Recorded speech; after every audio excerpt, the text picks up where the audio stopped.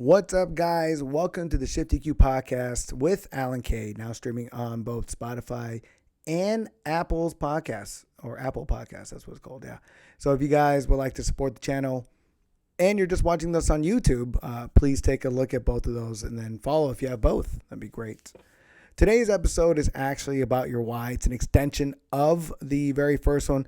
Kind of got a little emotional about it, but that's exactly why I want to talk about it on this episode. Because your why, living in your authenticity and being empowered by it, is exactly what ShiftEQ is all about. So why is your why important? As it is right now, a lot of you are living in your why, probably all of you. Waking up to an alarm, going to a 9-to-5 job, getting money every 2 weeks to pay the bills, to do a couple of fun things here and there, to save, pay for rent. That is already like your why. So your why is already just living based off of paying bills and living your regular day-to-day. That is a why. Now, for me, my why is to be in service, to empower other people, to live in authenticity, to live in fulfillment, and do that via health and fitness. Everybody likes to like what they see in the mirror. Everybody likes to feel good about themselves, both physically, mentally, and emotionally. And I love being in service to provide that for a lot of people, at least empower them into showing them that they could do that on their own. That's my big why. And now, a lot of this is important because it provides insight to what your intention is on a day-to-day basis. And I bring up this 9-to-5 example because there's two kinds of people. People that love it. They love the security of the job. They love being able to pay their bills and all that time. And that's fine. Dude, that's great. If you feel happy and fulfilled by that, that's absolutely great. If you're happy by that, live it. If you're happy by just not working and surfing all day long, living by the beach, do it. Find something that you're absolutely fulfilled with and happy with and explore it. But if you're working a 9-to-5 and you're don't identify with it and you're starting to resent it and you're starting to not show as much conviction in how you show up for work, that's when you kind of need to reevaluate what your why is and why it should matter. Now, let's say you're really trying to be an entrepreneur. You're trying to start a business of your own, but right now you don't have the assets and you're working that 9-to-5 because that is what's providing the bills for right now, or providing to pay for the bills. You can reframe that and to put that with regards to you're working that in order for you to save towards aspiring to bigger things.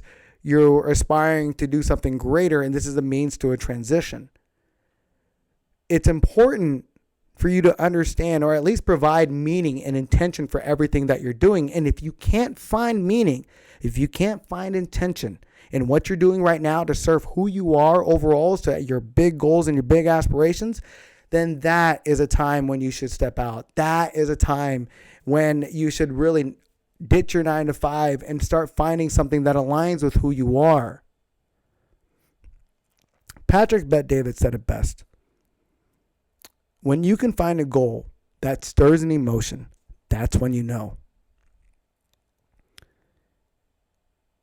Now, that emotion is very strong, and we need to be careful with that emotion. That emotion can take us to the highest of triumphs and highest of everything.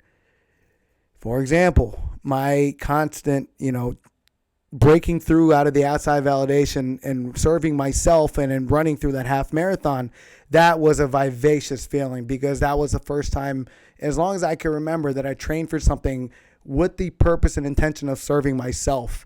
And crossing that finish line was it was nothing short of bliss. And I know that when I cross the finish line of this next marathon, it's going to be the same way.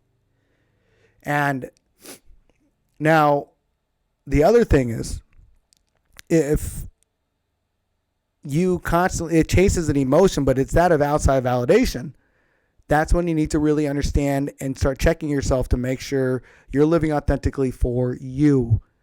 Now, an example of this is Forbes, or here's an example of why. So Forbes recently did a study and did an article, and they found out that the uber successful, the CEOs, the rich people, the big entrepreneurs, that they are twice as likely to suffer from depression than the average person.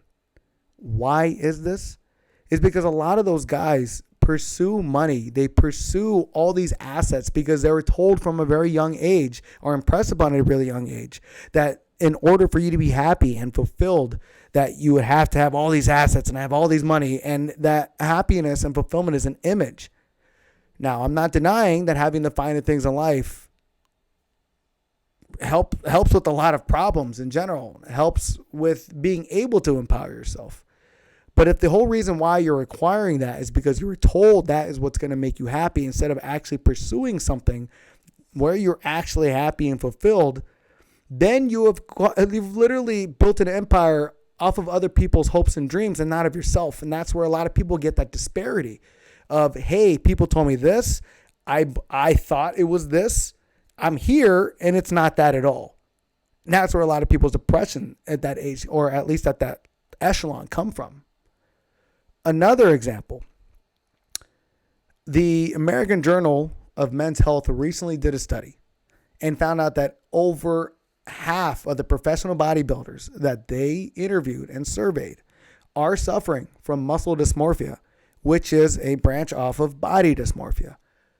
Why is this significant? A lot of people have the goal of losing 20 pounds, trying to get abs, trying to fit an image that they were told was going to make them happy, or was going to get them attention, was going to get them validation. And while they're achieving everything that they're trying to achieve on a physical level, they haven't worked on the reason as to why they even thought that outside and that external validation was necessary to begin with. Why that this image is what they felt they had to look like in order for them to actually be happy and fulfilled. And that's why it's also important to make sure that your happiness and fulfillment isn't a destination, but rather the journey of pursuing all of that with an intention of being happy and fulfilled, because you're coming from a real place. But that's exactly why you can't put your hands into someone else. That's why your validation, your intention, your why has to come from right here. It has to come from you. And another thing, right? Maybe your intention is to be validated by someone else, but from a negative aspect, not in the sense of like Instagram or whatever, but let's say something like an ex. And this is the one that you got to be really wary about, really worry about when you pursue any kind of a dynamic change, whether it's like starting a business, creating all these body results, creating a lot of behaviors and changes.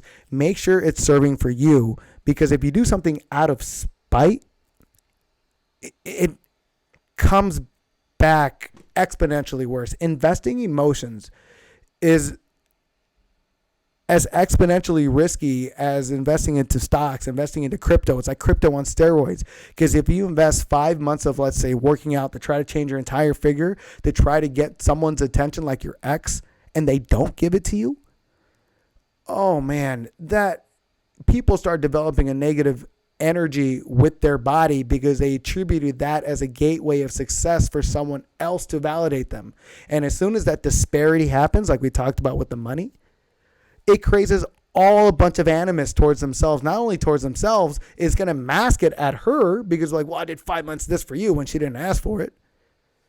But then you're going to actually you're going to have 5 months of animus towards yourself because you decided to work out for someone else's validation. And what's crazy is that even, let's say you lost like 20 pounds, you lost a bunch of body fat and you're living and eating healthier now because of it, because that entire intention was to be of impressing someone else, you're going to attribute that part of your life to be negative. And that's why a lot of people sometimes go back into their old habits, because they identify that their changes are for someone else that didn't validate them. That's one of the many reasons. And you don't want to get yourself caught into that. So make sure that when you actually start pursuing something of value, that you're doing it from a place for yourself so that you're validating yourself. And here's another thing, right? The last thing with that. When you set a huge goal like mine is to serve as many as people as possible and empowering them into fulfillment through health and fitness, make sure that you set your goals like in a way that you can measure them. At the end of the day, what drives us, what motivates us, what keeps us happy and pride and fulfilled to pursue bigger things is our dopamine hits. We have to be able to measure our successes. That's why when people are losing weight, they step on the scale on a regular basis. They got to make sure that they're on the right path. They got to visualize to see that they're on the right way. We need that kind of validation. Now, that validation is good. Constantly putting action, seeing our actions into results, and seeing if our results are what we want. Constantly being in a cycle of constantly pushing ourselves in that manner. So, again, to summarize everything that we just talked about, find your why. Make your why about you and make sure it comes from a very positive place. Set goals. Set goals so that you can easily achieve and be in line with your why, your intention, your vision, and your purpose. Make sure your why and your purpose is bigger than you. Make it about you, but it's got to be bigger than you. It's something that you want to align with, something that is in service, in my opinion. That's always the best one. But ensure that it's a greater thing that you can always strive for. Always strive for. And make that fulfillment and the happiness about the journey and not a destination. Okay, I hope you guys enjoy this episode. For more, go to shifteq.org. Also, contact me at shifteqllc@gmail.com. Oh, another thing. I only got so many shirts available now. So if you guys go to shifteq.org/store. We have about 15 shirts left, both black and both white. So, yeah. Hope you guys enjoyed this episode, and I will talk to you guys soon. Love you guys.